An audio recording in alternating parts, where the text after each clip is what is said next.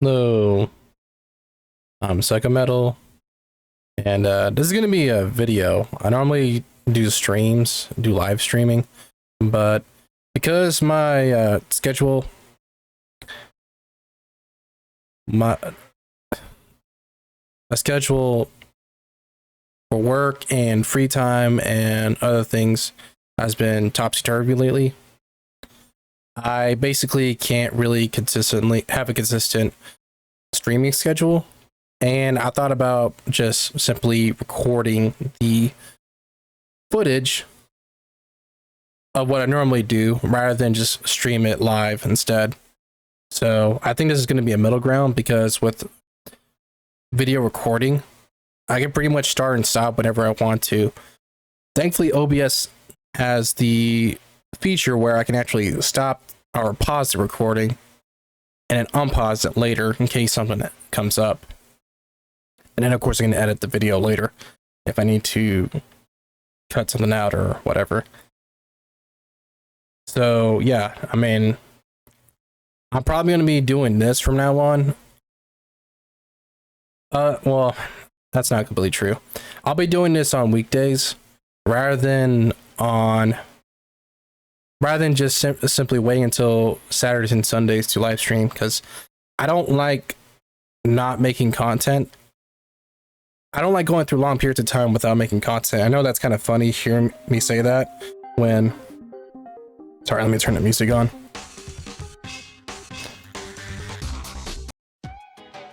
I know it's ironic for me to say that when I've had a track record of going on long hiatuses, or hiati, whatever the plural form of that word is, without making announcements, without, you know, explaining why I've been gone for so long. I just, you know, do it.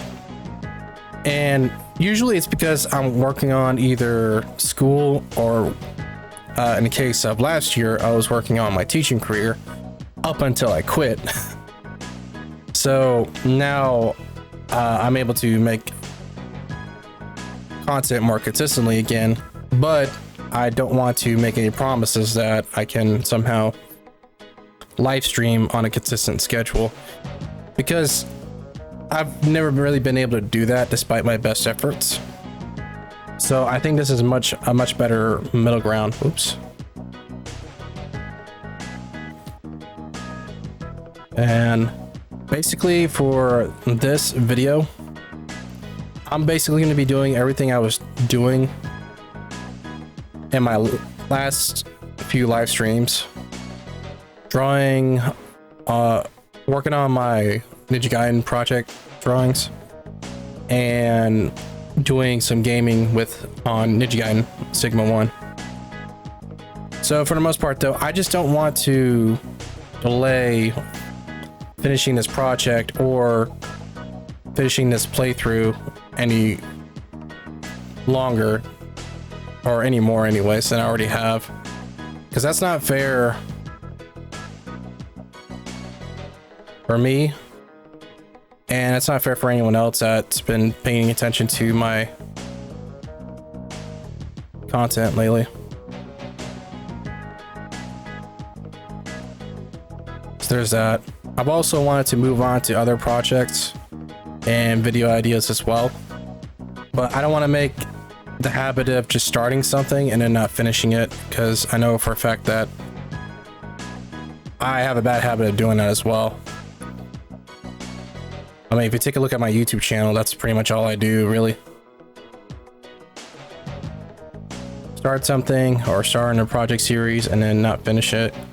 Now, there were a few exceptions, one of them being the Knuckles project series. I didn't do all the Knuckles drawings, but I pretty much did all the ones that I wanted to do anyways. So for the most part, I felt pretty happy about just stopping where I did when I did. It really didn't feel like I could do any better than I already was with that project series, or rather I felt like I did enough. And after 6 more of these works for this project, Ninja Gaiden project series, I'm probably going to feel the same way. because I got a lot of reference images. Oh, sorry, I didn't mean to hit the mic. Got a lot of reference images for this project series, but I don't plan on doing all. I think there were like at least 30 reference images I took from the opening cutscene alone when you start a new playthrough of Sigma 1. So that's a lot of work, and on top of that, it gets kind of, I'll admit, I've been getting kind of bored doing this, because I'm basically drawing the same ninjas, the same characters I should say, in the same setting. And while I am trying to mix things up by using different techniques and adding different elements of art, nonetheless though, it still gets a little samey, which is why I've been doing other things like practicing fundamentals and such to mix things up. There's nothing wrong with doing the same project series over and over and over again. It's just that, let me use the regular brush. For me, I don't have like low attention span or anything, but I will admit I get bored pretty easily. I can focus on something, but as soon as I start to think that what I'm doing is either a waste of time or is it really worth the amount of effort I'm putting into it or resources or whatever, then I just want to move on to something else. I have lived my life like that, to be honest, but nonetheless, so it's just the way I am, and it kind of reflects in my art and my content. There we go. That looks way better. All right, so I did get some feedback from this. Are you saving again? Or for this drawing from 4chan. It's IC drawing thread, but to be honest though, it wasn't really anything substantial. For the most part though, let me just read it off. In fact, hold on. Let me open it up here.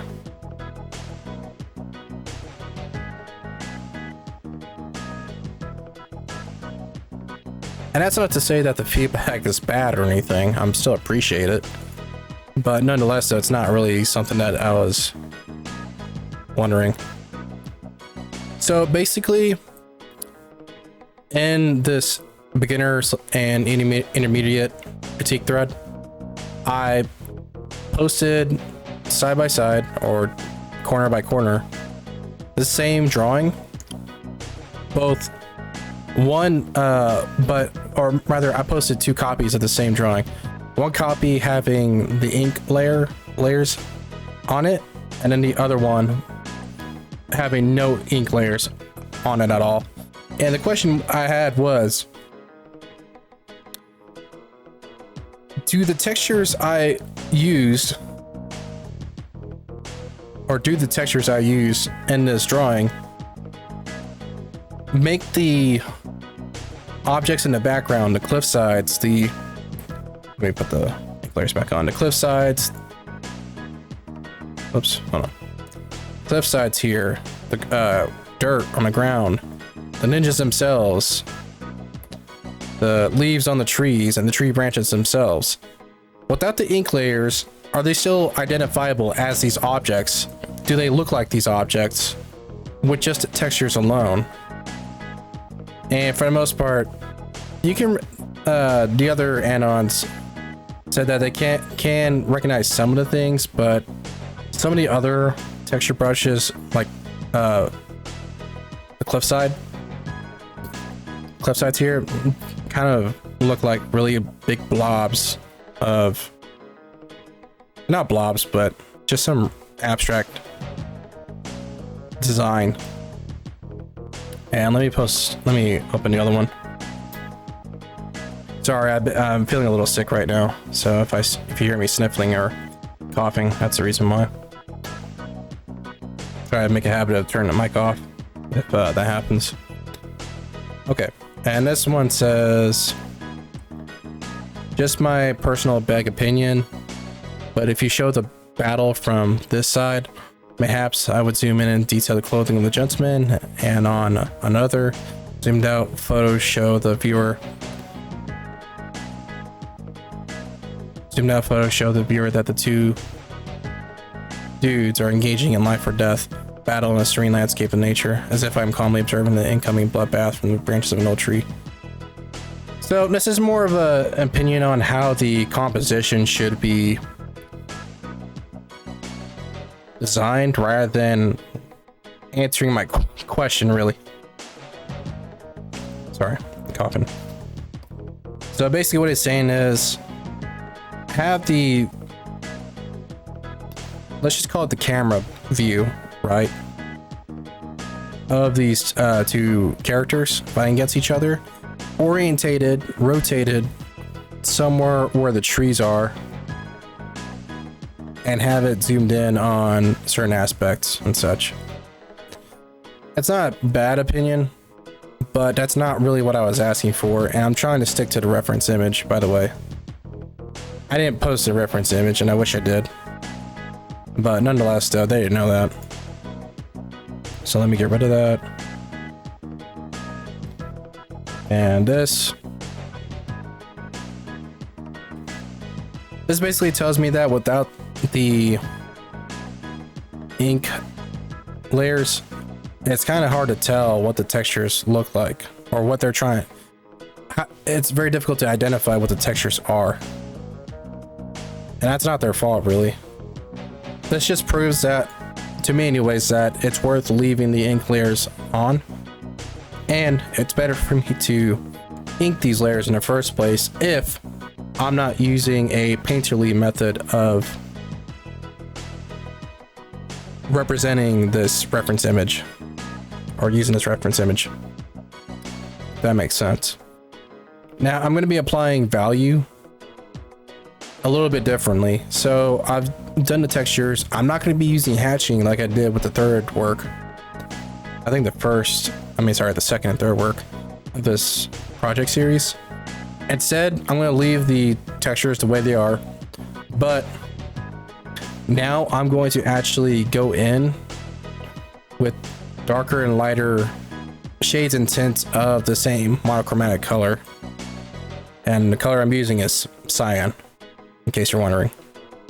So this is still going to be a monochromatic composition. It's just that I'm going to be applying value now, because that's something that I've noticed by looking at this reference image. And I made a little note here. So grayscale / monochromatic objects, like you see in this reference image here. Let me make that a little bit bigger. And let me turn the rest of this off. Okay.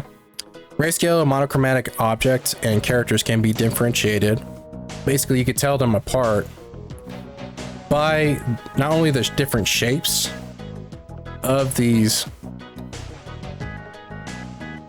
characters and objects, but also the differences in value. So I made a little example here. Here's the shape of a leaf, basic leaf, and a cube, and one is overlapping the other. But the reason why you can distinguish between this leaf and this cube, despite being made up of the same colors, cyan and magenta in this case, is because the shapes are recognizable. Again, this is a leaf, and this is a cube that's being covered up by this leaf, because the cube has a certain, the planes are oriented in certain ways that we recognize. But there's also a second way I've noticed that you can make objects, or rather forms of an object and characters, look distinct from each other. And that is using value and different amounts of saturation, like this stuff over here. So if you were to look at this reference image by itself in grayscale, meaning there's no color at all, 100% opacity, the only way you're able to tell that there are two ninjas right here in the center of the image, and that they're fighting on the ground and some on some dirt road in between two cliff sides, and some plants or ferns and trees are coming out of the cliff sides. The only way you're able to recognize all this is because of the different values that you see. You got the leaves reflecting a lot of light off the ground. You got some cliff sides, some corners of it anyways, or edges I should say, darker than the other edges because they're basically concave, they're rotating inward into the cliffside, so they're not receiving as much light and therefore they're going to be darker. The ninjas themselves, I mean, the back of this ninja towards the lower half of his body, that's standing up anyways, straight like this, is receiving very little light because of course the light source is coming from the front of this ninja and up above. So the top of the head is receiving a lot of light, but the bottom of the head, bottom of the back of his head, is receiving very little light. Same thing with EU though, here. So you got the ninja over here standing tall over him. So you can see a little cast shadow here. But this little light reflecting off part of his leg here, top of his head. And his whole blade, because the flat side of it is reflecting a bunch of sunlight, makes the blade look pretty bright.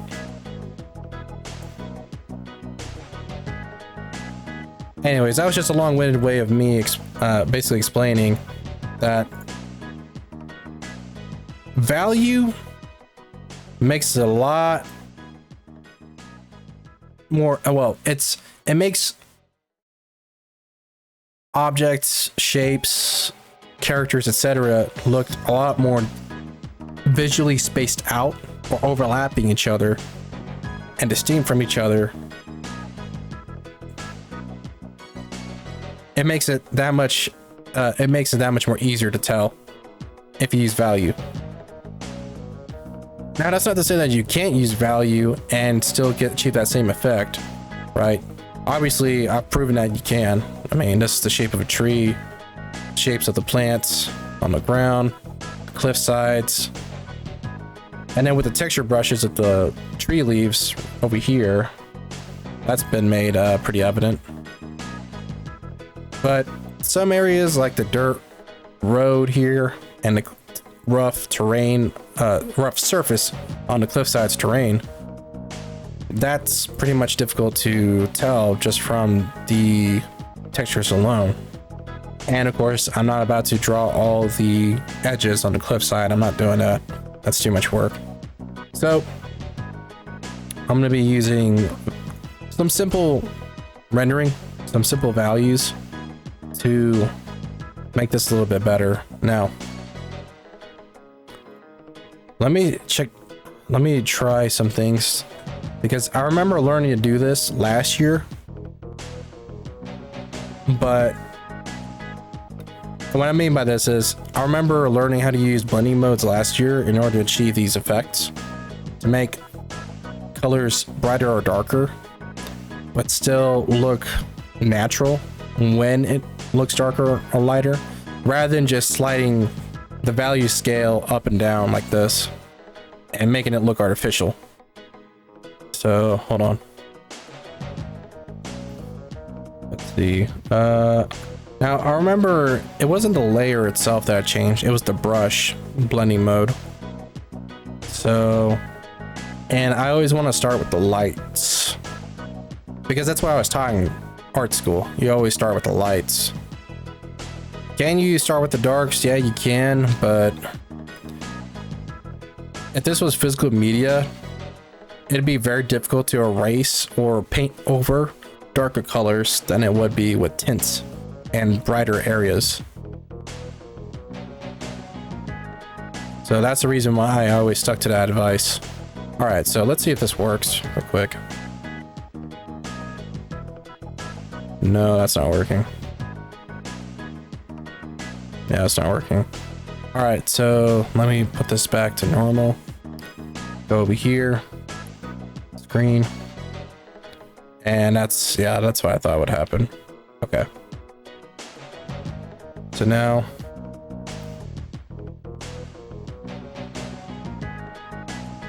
let's see.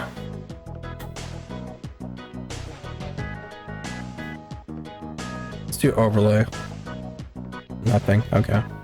Now, I remember when I was doing this, it really does depend on which colors you use to blend with the colors that are already on the layer. So let me try green. And now let's do screen again. And this is still not working. Let's turn this off. Yeah, it's still not working. Okay.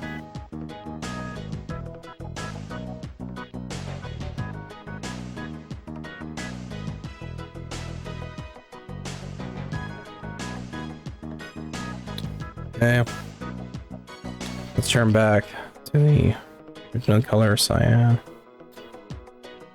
50. There we go. That's what I want to see.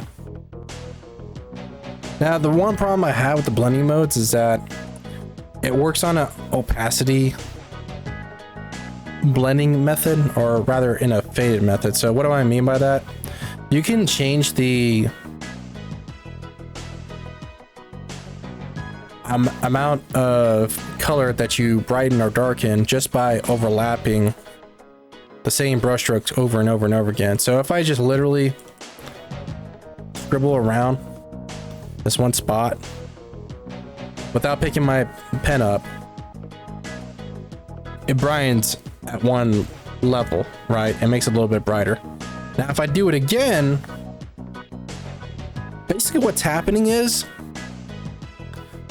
the Krita software is multiplying, dividing, doing some sort of mathematical calculation to figure out how much brighter this color that's already on the canvas should be changed to based on the color that I already have selected. So this is still the same color, it's just less saturated. But the more I do this, the more calculations it makes, thus increasing the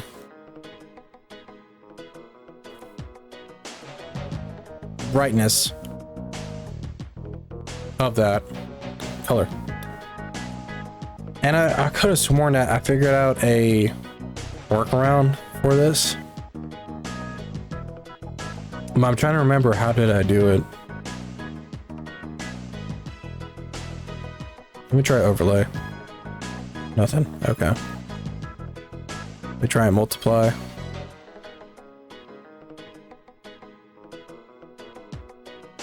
Does multiply do the same thing?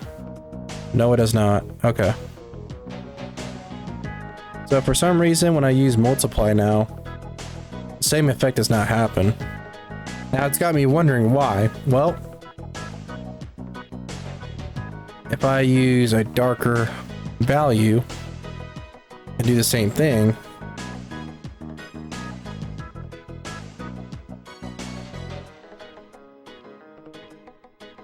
does it make it darker? No, it does not. Oh, that's because it's I set it to normal. Oops.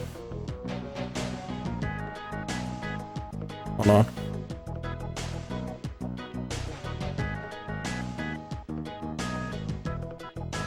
Yeah, so basically multiply does the same thing.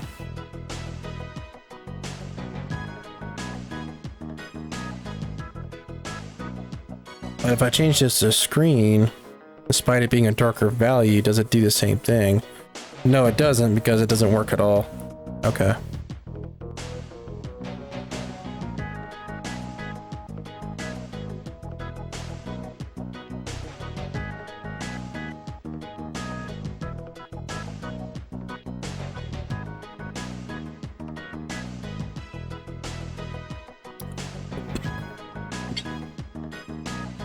Yeah, so that's not working either.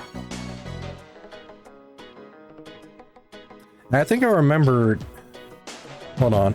I think I'm starting to remember. So I think what I did was I changed the blending mode. Screen. For example, doing it like this. Did a little scribble like this of this blending of this color. Then I chose the color picker, switched to a different color.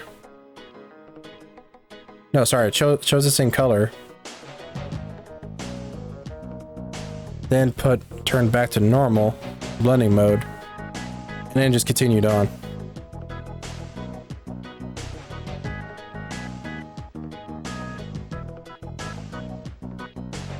Here's the thing though that I'm wondering, why bother doing that if the color has not changed at all? Hold on. See, now the color has changed. So let me do the color picker on this. Yeah, so now it's become even less saturated as a result. Okay. But one application of screen blending basically keeps it at, oh, well, it only slightly rose up.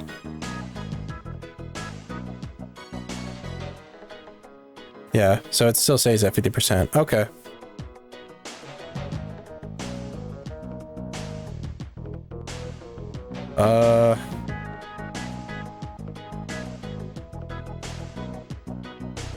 There we go. But yeah, I was messing around with this for a while. So let's go ahead and get started. Using a reference image. To the top of the head.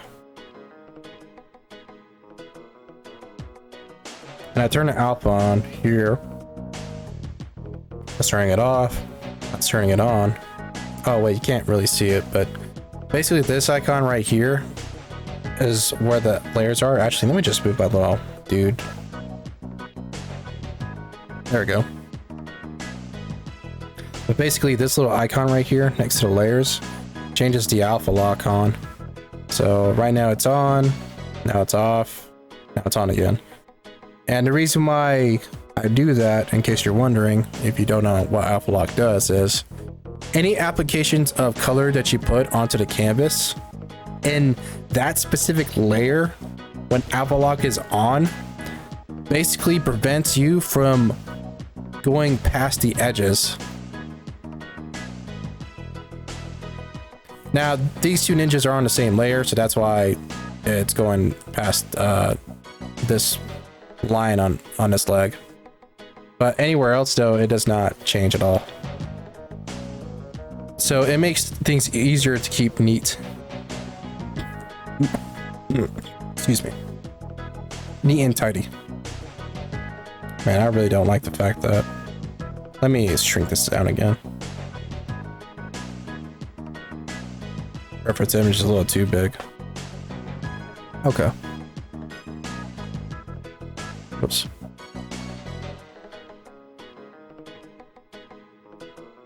Oops. I left this on screen. Let me put that back to normal.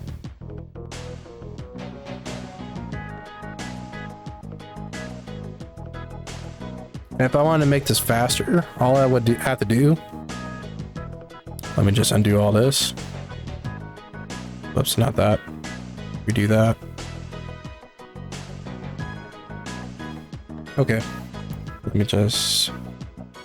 So all I'd have to do is... Let me fix this up a bit. Okay. So now that I drew this line, I can just use the fill tool and then fill the rest of it in. Pretty quick and easy.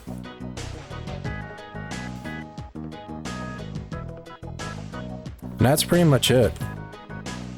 It's a little annoying to have to keep switching between the different blending modes and different saturations, values, and colors just to achieve this effect, but one, it's optional, and two, I want to get better at applying value to compositions anyways, to my drawings, so might as well start learning how to do it now instead of complaining about it. So both of these are light. So let me hit this. There we go. What I'm probably gonna do is, I don't know if I'll be able to game after doing an hour of drawing. I still want to be in the hour mark though for drawing at least. But in case if I don't have enough time to game, then I'll just do that later, some other time. And this is really bright, by the way. This hand right here, where the skin is showing out of the glove, so I might wait on this later. Let's see what else needs to be brightened up a bit. This pant leg right here.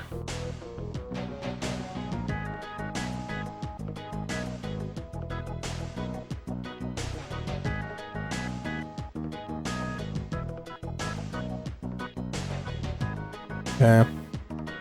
And then except not all the way like that. Stops where this corner is, so that.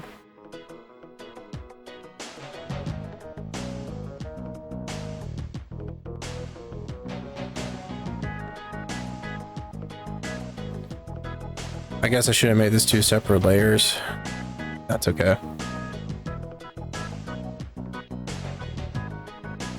Fill, and then move on.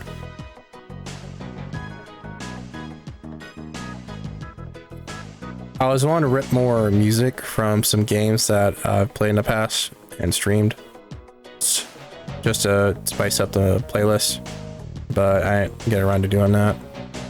Makes me wonder if I should do that now though. Well, I thought about trying to play music off of YouTube as well, but the thing is though, is that even if I'm able to do that without dealing with like copyright problems, because for whatever reason some game tracks are copyright claimed or have copyright protection anyways, and YouTube's bot algorithm, I already know that, you know, of course they're copyrighted, but when it comes to video game music, I would just expect all video game music to not punish the user from playing it.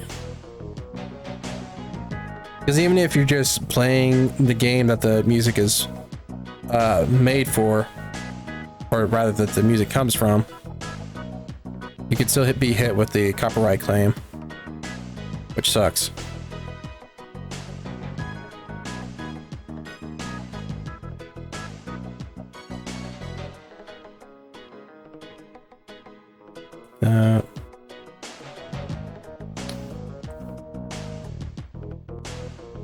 Yeah, that's what I was afraid of would happen if I just started racing.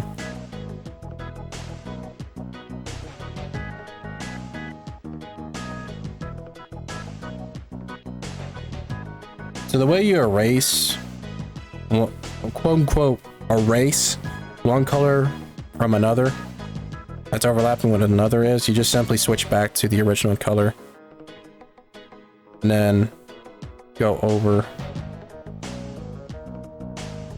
the mistake like that.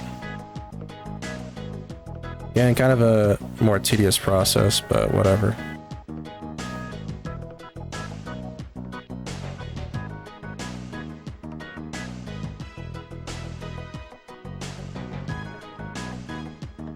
Yeah, that's right.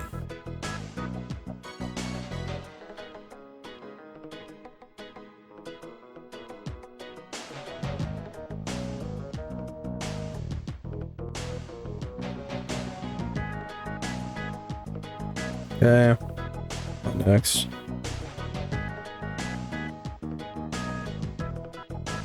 Also, I apologize for the last stream's quality. Video stream quality, rather. Basically, my internet, it must have been getting throttled by my internet service provider. Because it was working fine for a whole hour, and then suddenly the internet connection just starts to drop in and out. Just keeps what's the word?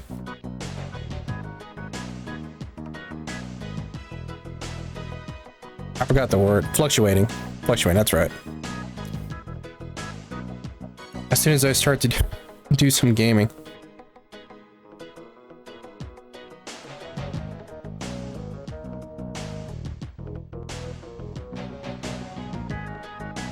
So hence, that's why I'm also making this video content rather than streaming this. Again, I'm going to keep the value simple. I'm not going to bother doing like ridiculous, like 6 different midtones just to achieve this. I'm literally just going to stick to probably 2 lighter values and then stick with 1 dark value. Just keep it like that. I just don't see any point in doing all the extra work. Right now, anyways, if I'm not competent enough to do all that.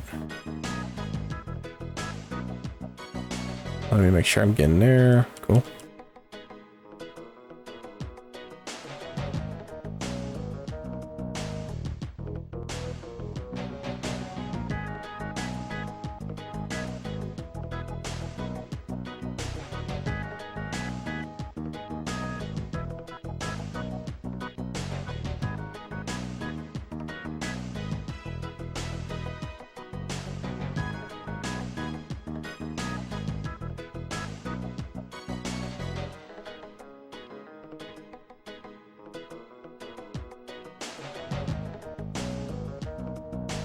Not quite, but gets the job done.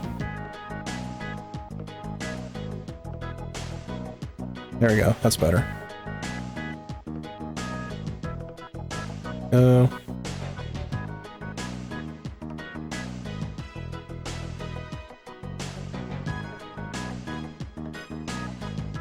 So, as much as some people like to complain about people tracing and such, whoever those people are, because I've personally never met someone that hates other people tracing, unless of course they're trying to trick them into thinking that they're making something original or using someone else's work and trying to pass it off as their own, in which case, yeah, I've met people like that.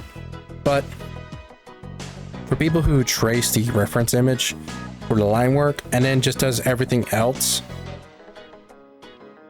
handmade or just by using a reference image, not so much tracing it, but you know, just copying it just from looking at it,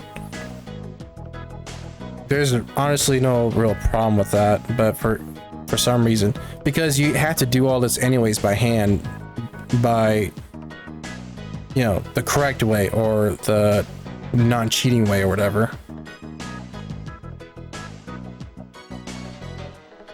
there's no real way to trace value.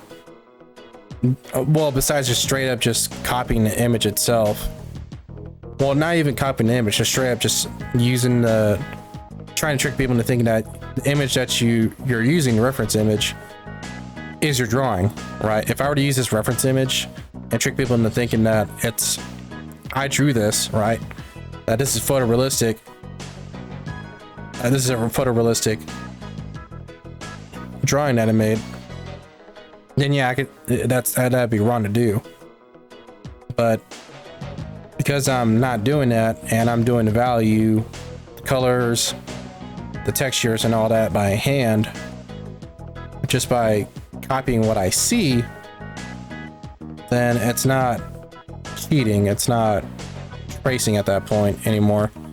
I'm just simply using the reference and working smarter, because the line work itself, things like proportion and scale and things like that, that's what you learn when you're doing life drawing. And there's nothing wrong with learning to do drawing or painting from life, or using still lives, real still lives in front of you, physical ones that you can touch, right?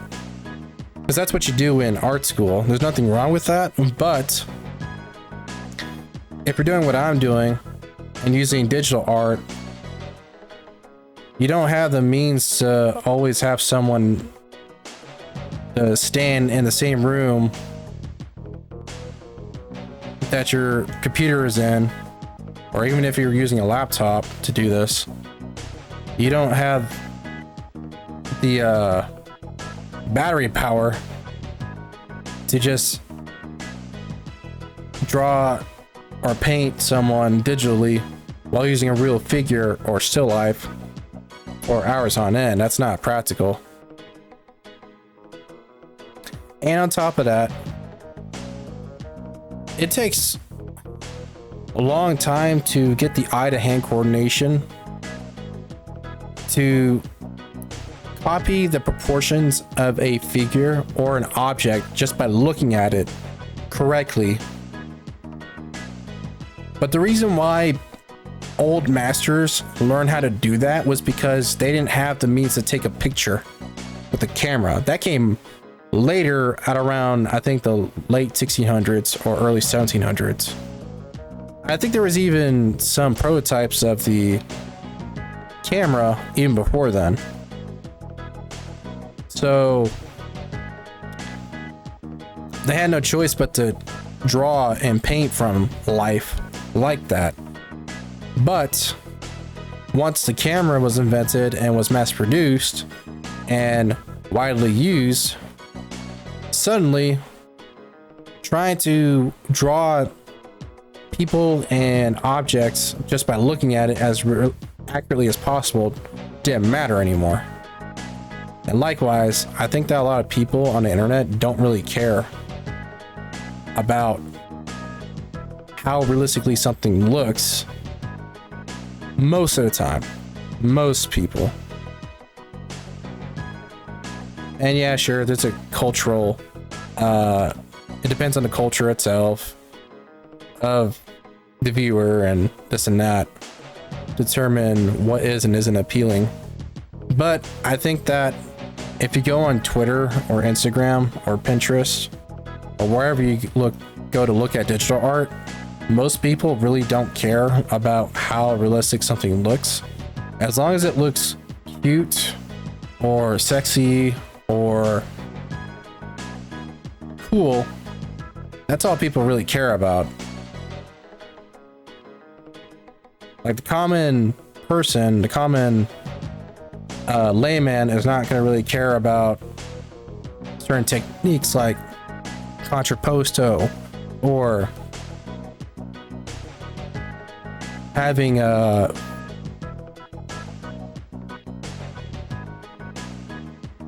full scale nudes or anything like that, unless of course you're that type of viewer. If you're into that kind of content, then in which case, yeah, you'd be into that. But most people, all they really would care about is just how good something looks, and more importantly, to them anyways, how easy it is to show other people what you're looking at. So what I mean by that is, and this is something that I learned back in grad school, is that a lot of people nowadays, when they go to an art museum, they'll take their phones, take a screenshot, take a snapshot of an artwork and move on to another exhibition. They're not going to actually look at the exhibition through using their eyes. They're going to look at it through their phone. They're going to take a picture of said exhibition, that artwork, post it on Twitter, Instagram, Facebook, whatever, move on, do the same thing to another exhibition, and then they do that until they either get bored or they finally leave the museum for some other reason. Art museum. And no, I'm not saying not all people that visit art museums do this, but that's just what a lot of people do nowadays. And I'll admit, I was doing that too for a bit. But at that point, again, why bother going to the art museum in the first place if you could just go onto the museum's website and just look at the professional photographers' pictures of the same artworks? Like, what's the difference between doing that? Well, the difference is that the people who do this go to the museums and take pictures of the artworks, but not actually looking at it with their eyes, but through their phone. The reason why they're doing that is so they can get, they either do it for clout or they do it as a means of, how should I say this?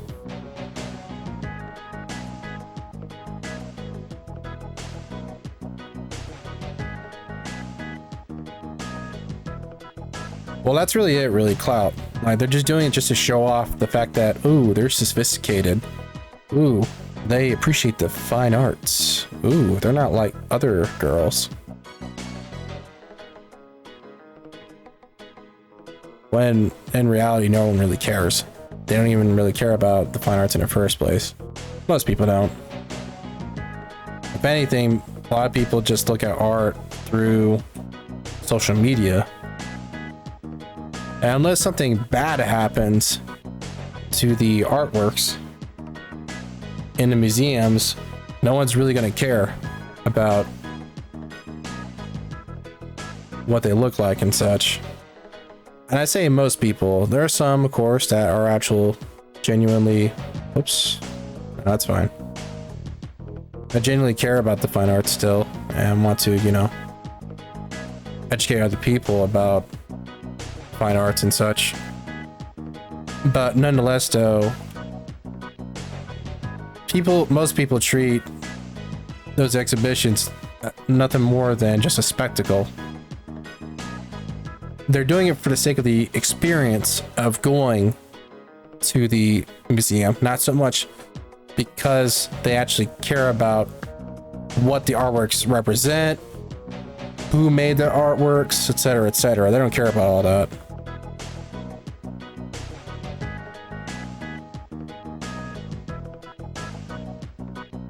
Let's make that a little bit smaller. And again, if you're the kind of person that does this, I mean, more power to you. There's nothing wrong with doing that.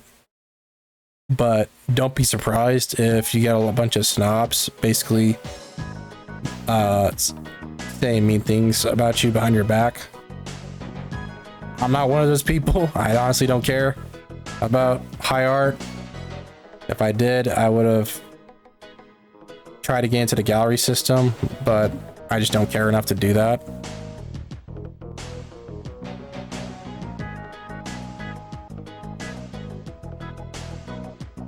Makes me wonder though. Well, no, because I don't want to necessarily make this too bright.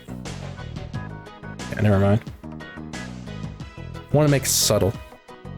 Oh, that reminds me. I keep forgetting to post that one study I did of different values and colors. I gotta remember to do that after I get done with this video. But basically, I was doing a study on putting similar values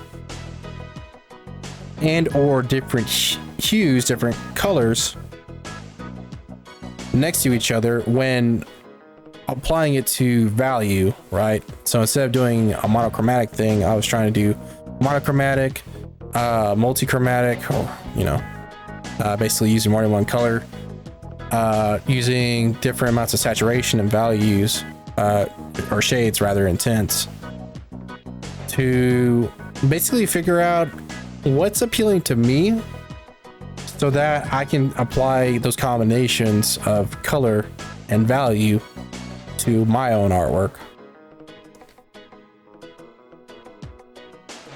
And I think towards the end of the video, I'll show it off if I can find it. If not, whatever. It's not a big deal. I'll just post it on Twitter anyways.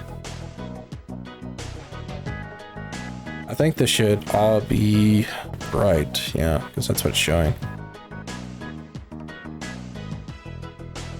Oops.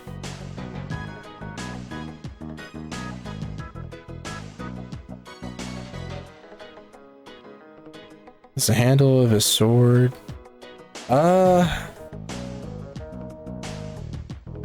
Yes, but this should actually be dark, not light. This right here. And this too. Does the thumb have to be dark? No. No, it does not.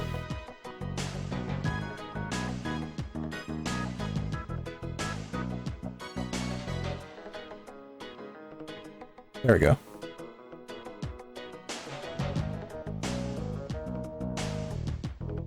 Okay. So far, things are looking pretty good. Doing this pretty quickly too. Because I'll tell you this much. I've seen a lot of different artists online do have amazing applications of value, form, using a really nice painterly aesthetic, whether it be a oil paint texture or watercolors or whatever. And for whatever reason, it just doesn't get a whole lot of views, likes, follows, whatever. Right? It's really sad to see, because there are some genuinely good artists out there. People with really, really high amounts of talent, large amounts of talent. And they just don't get seen for some reason. It could be the algorithm, it could be people just don't care, which is what I think, really.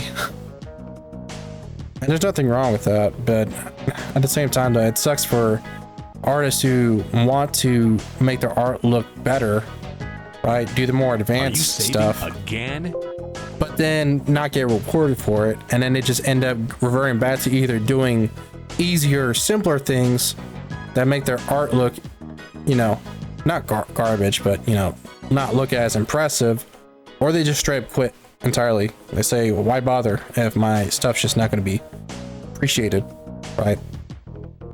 I'm not talking about myself either. Like, I'm not there yet. I'm still somewhere around beginner to intermediate. I mean, shoot, even when I was doing digital art consistently back in, I think, 2021 and sometime in 2019, 2020 and 2021, I was still I barely understood what digital art was supposed to be, and for the most part, you can check out my DeviantArt if you want to look at those really old works. I mean, you could tell that I had no idea what I was doing. And that's what I like about digital art, is that pretty much you can actually keep your work, your oldest works, online or archived on a, you know, physical drive, and then look back and compare that old stuff, all those old works, to your most recent stuff years later, and realize how much you've learned, how much better you've gotten at certain techniques, and so on and so forth. That's a really good feeling to have, because it's difficult to, a lot of other professional artists say the same thing, it's difficult for beginner artists to understand, or not understand, but to appreciate their own improvements in their craft, because they don't see it immediately. It's like having someone who wants to be really buff, right? Get really muscular, like body, golden age bodybuilder levels of physique, but only work out maybe once a week, every other week. Like, of course it's going to be, you know, the progress is going to be slow, and they're not going to see results all that quickly. Likewise, let me finish my point. But with better consistency or better scheduling with the program, as in that person who's trying to get a good physique works out at least twice a week, every week, picks the correct muscle groups, workouts for the correct muscle groups, has a decent diet, right? Gets decent nutrition. and a decent sleep schedule, they're going to see their results a little bit faster, or more. They're going to see it more. It's going to be a lot more apparent, especially if they're young, because newbie gains and all that.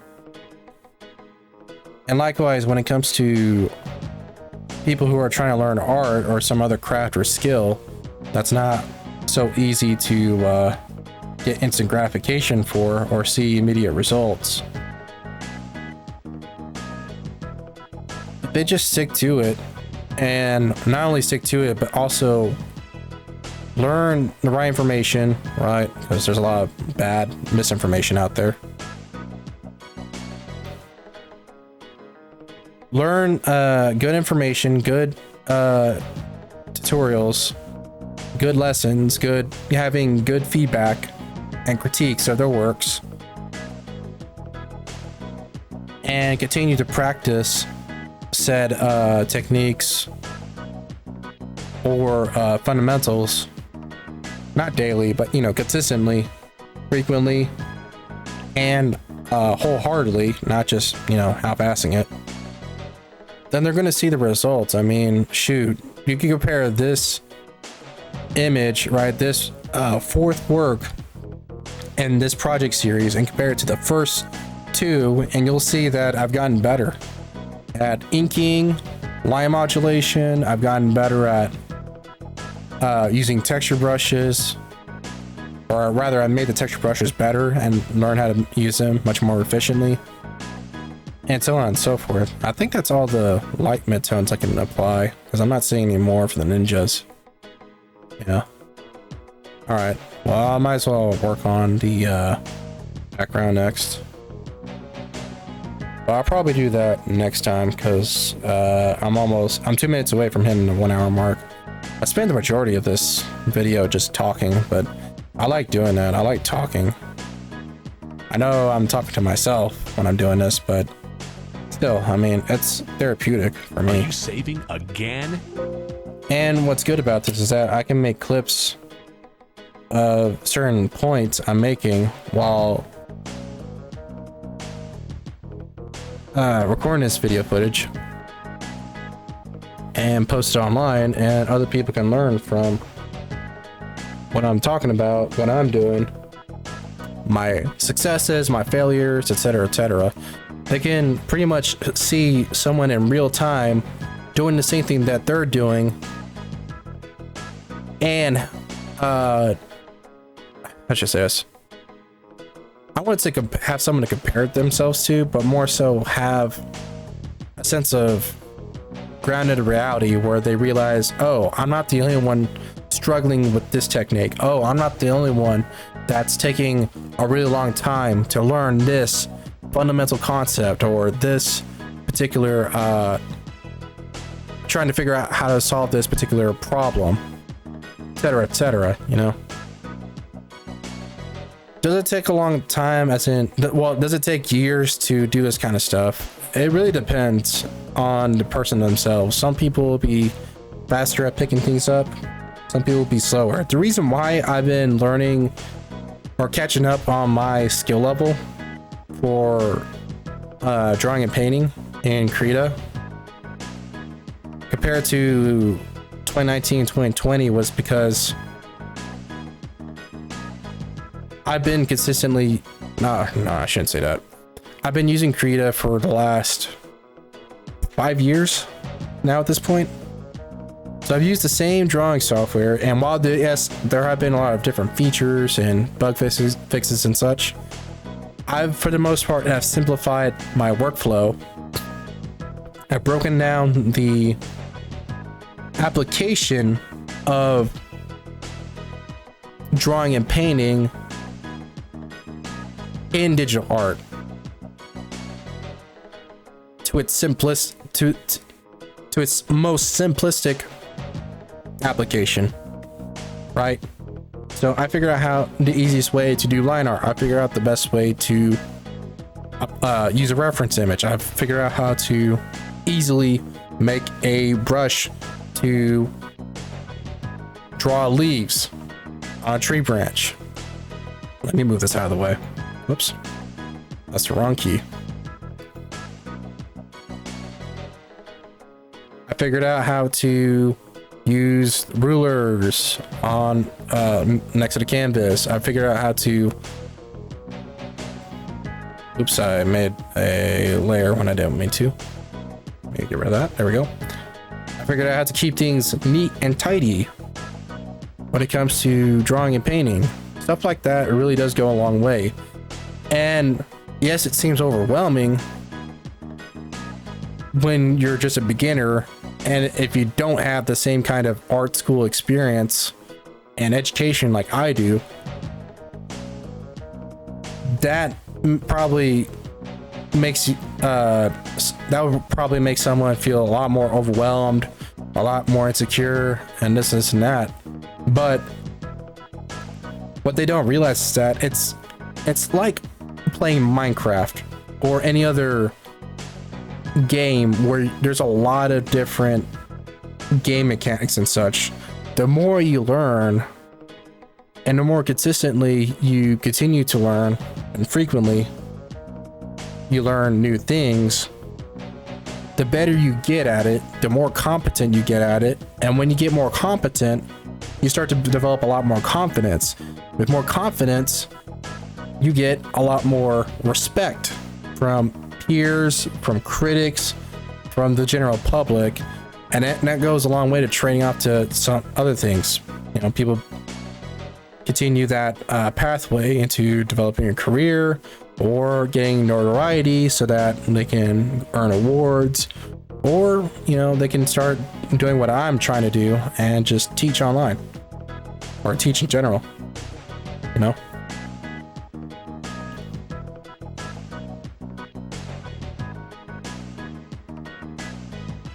I know it's really cliche to say this, but really what I'm trying to say is that don't give up.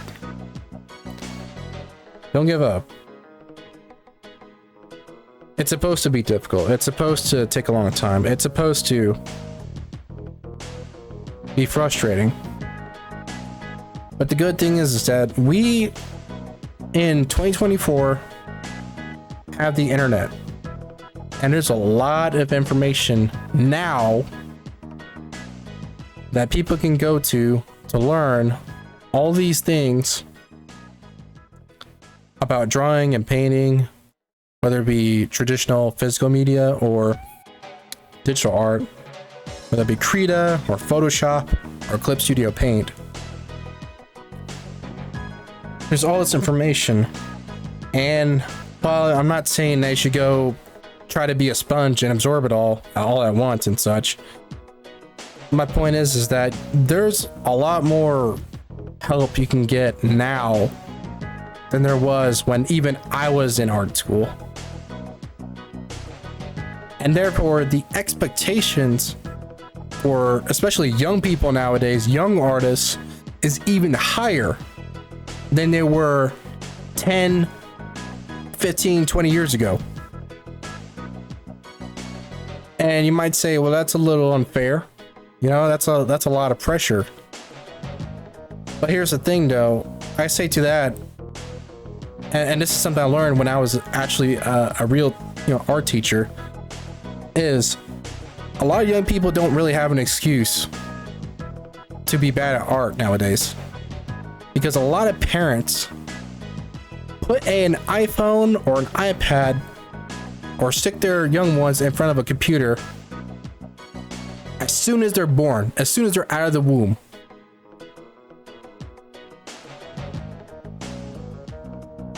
So because of that fact alone, I always had higher expectations for my students when I was an art teacher.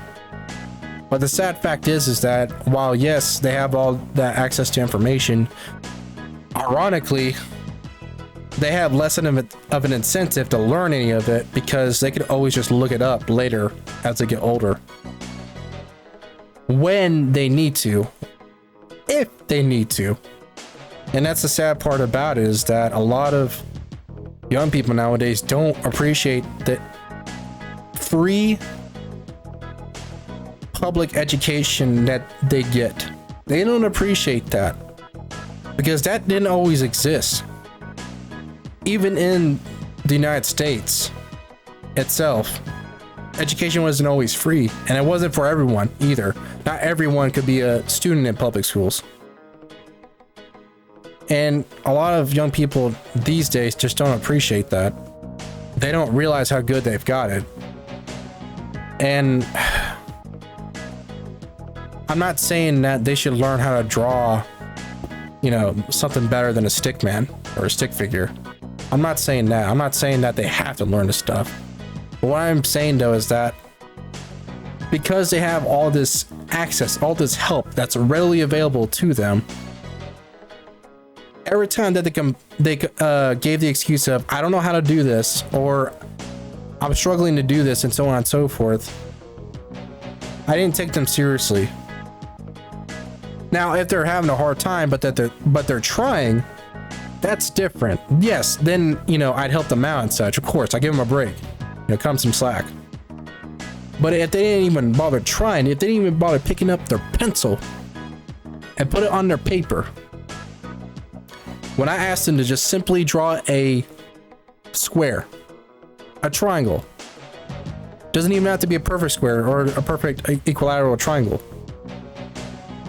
That's all I asked them to do for the first few lessons that I did when I was a teacher. And they kept telling me, I don't know how to do that. They were lying to me, and they knew it too. I wasn't stupid. I wasn't born yesterday. No, what they were really saying was that I don't want to do this. So they'll use some stupid asinine reason, some sort of excuse to not do it.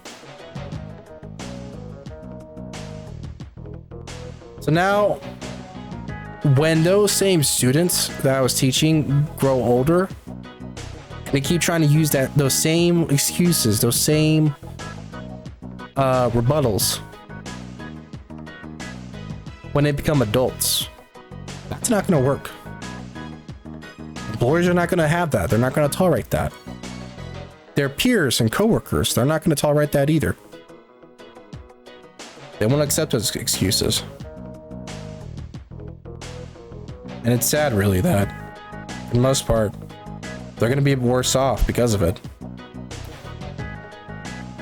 Anyways, that's a rant for another day. I don't want to get into any more of that discussion. But pretty much my point is that when I see people complain that, oh, you know, I can't be a good artist, or I can't do this, or I can't do that, or, you know, I don't have this, or I don't have that, or I don't know how to do this, I don't know how to do that. Unless they have some sort of learning disability I don't know about, or they just straight up live in such a inhospitable location on Earth where they just literally don't have the means to do something as simple as drawing a pencil and paper, I don't really take them seriously. And if you go onto 4chan and you look at the IC art threads, art critique threads, that's the same kind of attitude that people have when you see these bait threads saying, oh, you know, talent really does exist. If you don't have talent, you'll never make it, and blah, blah, blah. I mean, why does it take someone as popular as PewDiePie to prove to people that literally, I'm not saying it's not difficult, I'm just saying that it's not impossible. Like, it's not only possible, but it's even more possible now than it was when I was growing up, and even before I was alive. Anyways, that's enough pep talk. I'm not trying to sound like a life coach or anything. But anyways, yeah, that's going to be it for this video. I don't want to say stream because that's not what it is. Thank you for watching. It's been Psycho Metal. Hope you learned something. Hope you enjoy the video content. I try to make it educational, if nothing else, because I do enjoy teaching. Despite me not liking teaching in a public school. That was bad. But that's a story for another time. Anyways, that's it for this video, and hope to see you again next time. So until then, peace.